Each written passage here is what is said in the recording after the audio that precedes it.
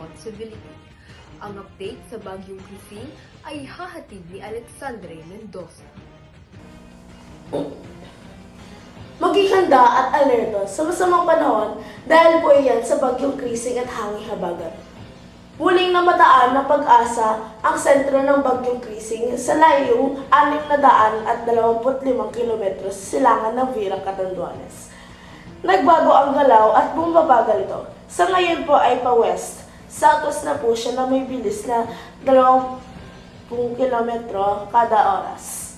May posibilidad na pumuntang kanluran saka po magiging northwest yung galaw ng bagyo sa susunod na mga araw.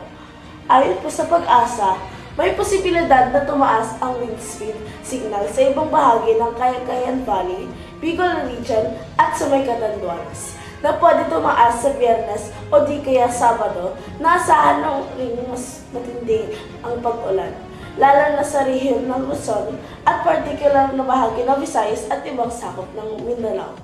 Maghanda po kayo para sa mga baha at landslides. Ako si Alexandre, nag-uulat. Maraming salamat sa iyo, Alexandre, at muli kami ang 24 oras na patuloy na sumeserbisyo sa bayan at sa muli paalam. Magandang araw na katutok. Iniutos ni Pangulong Marcos Jr. ang masusing investigasyon laban sa kaso ng 34 na nawawalang sa Bungero.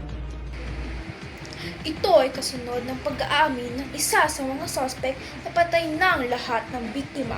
Narito ang ulat ni reporter Mendoza. Sinabi ng Malacanang na gusto ng Pangulo na matukoy ang mga sangkot at mapanagot ang dapat managot. Sa parehong araw, lumantad si Elias Totoy, dating security guard ng Manila Arena.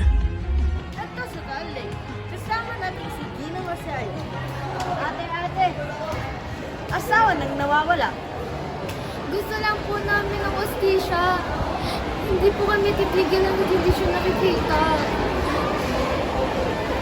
Sampan ang kaso ang mga pamilya.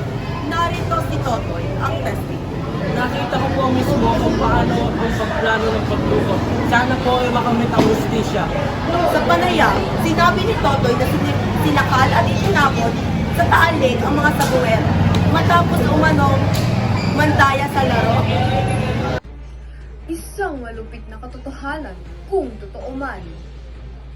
Maraming salamat sa iyo, Alexandre, at muli kami ang 24 oras na patuloy na sumeserbisyo sa bayan at sa muli paalam.